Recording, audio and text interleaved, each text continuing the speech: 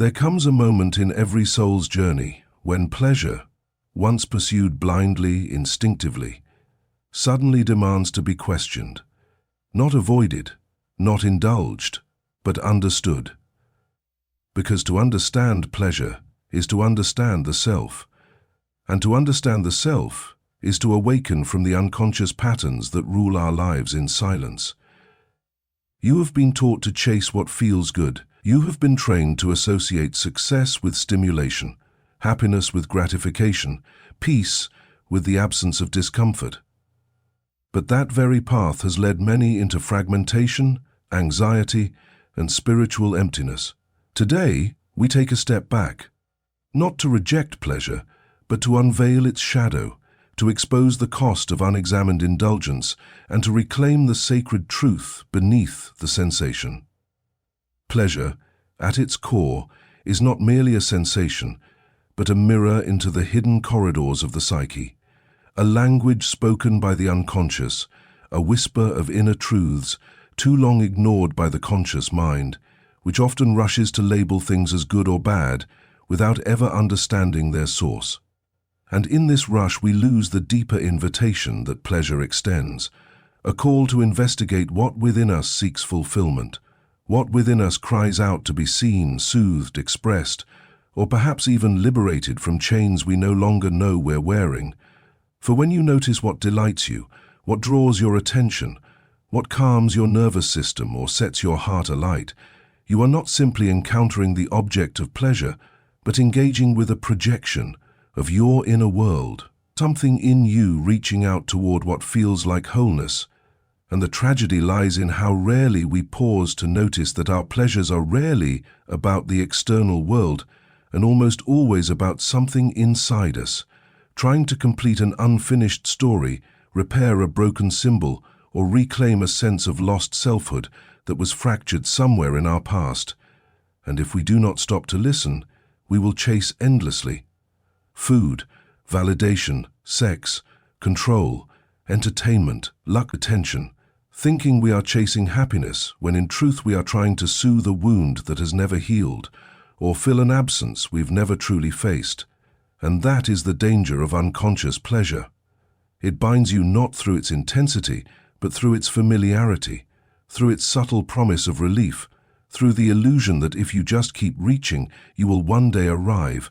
And so we scroll, consume, perform, seduce, impress, pretend, distract, not realizing that our pleasures have become masks, and behind each one hides a forgotten need, a suppressed grief, a repressed desire for meaning, so buried under stimulation that we no longer recognize its voice.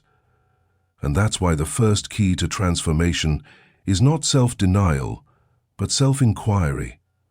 To ask with humility and brutal honesty, what in me finds this pleasurable? Who in me is speaking right now? Is it my deepest self, or is it the abandoned child within me trying to feel loved? Is it the shadow seeking integration, or the ego seeking escape? Is it the inner archetype of the lover longing for wholeness, or the wounded part chasing temporary soothing? And this questioning is not to demonize pleasure, but to liberate it, to make it sacred again, to return it to its rightful place as a mirror of the soul instead of a drug for the ego. Because when you start to look at pleasure this way, you begin to see yourself not just as a consumer of experiences, but as a field of consciousness reacting to symbols, memories, patterns, and unspoken emotions. And this is the beginning of inner freedom. Not when you avoid pleasure, not when you moralize it, but when you understand it so deeply that it no longer controls you. And that's when something shifts, a power returns, a quiet clarity emerges, and the compulsion to chase fades, replaced by a stillness that watches the rise and fall of desire without needing to act on every impulse, without needing to grasp at every sweetness, because the soul has begun to feel again, not just the surface thrill, but the deep resonance of truth. And in that space, pleasure is no longer just about what feels good, but about what brings you back to your true self. And this kind of pleasure is not loud, it is not urgent, it is not performative. It is a slow unfolding, a moment of intimacy with your own being. And the more you learn to see through the pleasure you once chased blindly, the more you realize you were never truly seeking the pleasure itself, but the part of yourself you lost along the way. And it is in that reclaiming that you begin to be free. Pleasure finds its noblest form when it is no longer separated from purpose, when it is not fragmented into isolated moments of indulgence that evaporate quickly, leaving behind a hunger even deeper than before, because true pleasure, lasting, soul-deep pleasure, arises when your life begins to align with something greater than mere satisfaction, something that calls the entirety of who you are into harmony, and in that alignment, the old need to escape, to stimulate, to constantly seek something outside yourself begins to dissolve, not because you are forcing it, but because it has become unnecessary, irrelevant, even foreign. And what once gave you fleeting highs now feels hollow because your soul no longer accepts substitutes for truth. And when you begin to walk this path of alignment, the way you experience pleasure transforms. It becomes slower, more grounded, more infused with meaning, and you begin to notice joy in moments that once seemed invisible, in silence, in depth, in the honest conversation that shakes you awake, in the act of creation that asks you to pour yourself into something that matters. And in that creative surrender, whether you are building, writing, speaking, nurturing, or simply showing up fully to your existence, pleasure becomes the natural response of the soul touching the real. And this is where purpose and pleasure intertwine, where desire is not suppressed but redirected, not tamed but transformed, not judged but elevated, and you realize that what once drew you outward now draws you inward. Because fulfillment can no longer be found in intensity alone, but only in depth. And so you begin to honor what brings you home to yourself, what makes your life feel like a coherent whole, instead of a series of disconnected escapes. And you recognize that pleasure without meaning is noise, a distraction, a spark that quickly dies. But pleasure infused with purpose becomes fire, warmth, life, illumination. And the paradox is that the more purpose you live with, the simpler your pleasures become. Because your system is no longer wired for addiction to extremes. It is now calibrated to resonance, to alignment, to truth. And you are no longer hungry for what is new, loud, or impressive, but for what is real, alive, and intimate with your own becoming. And in that intimacy, even the smallest joys become profound. The smell of the earth after rain, the quiet of early morning, the moment of realizing you no longer need to pretend, no longer need to chase applause or approval, because the act of being who you truly are has become the source of your joy.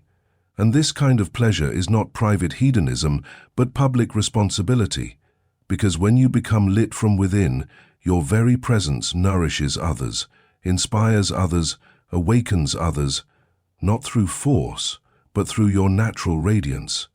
And this is the power of living with inner coherence. And this is the power of living with inner coherence, where pleasure no longer controls you, no longer deceives you, but becomes a sign that you are aligned with your essence, that your outer life is reflecting the architecture of your inner truth. And so you come to understand that the most exquisite pleasures are those that grow slowly, that deepen with time, that emerge from the slow work of self-realization, because nothing is more pleasurable to the soul than becoming itself. And when that becomes your purpose, when the act of living consciously becomes your deepest joy, then you no longer fear desire, no longer judge it, but welcome it as a guide, a compass, pointing you toward what matters, and you let it lead you, not into frenzy, but into fulfillment, into a life that no longer seeks highs, but honors wholeness. And this is how pleasure is transformed from a fleeting escape into a sacred return. There is no light without shadow, and so it is with pleasure, for every delight that captures your senses carries within it a trace of something unseen, something not spoken but deeply felt.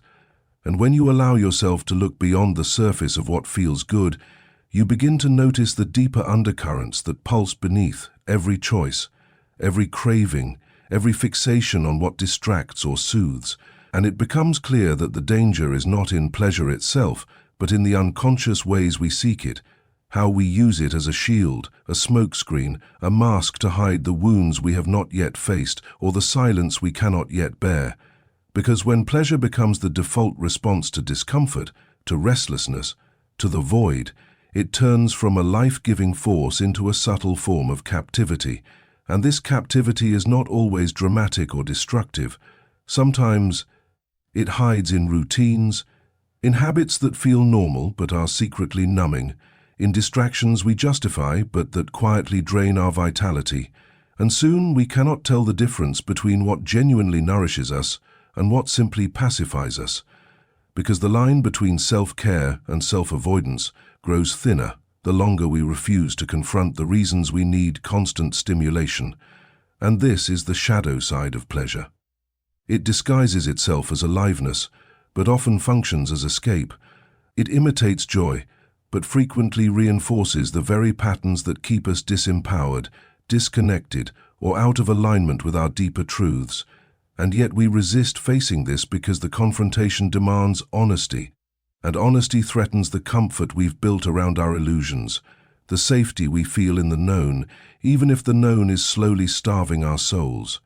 And so we keep indulging, justifying, repeating, feeding the cycle of instant gratification, while our deeper self waits in silence, calling us not to reject pleasure but to purify it, to strip it of its false uses and return it to its original purpose, as a signal of resonance rather than a substitute for meaning.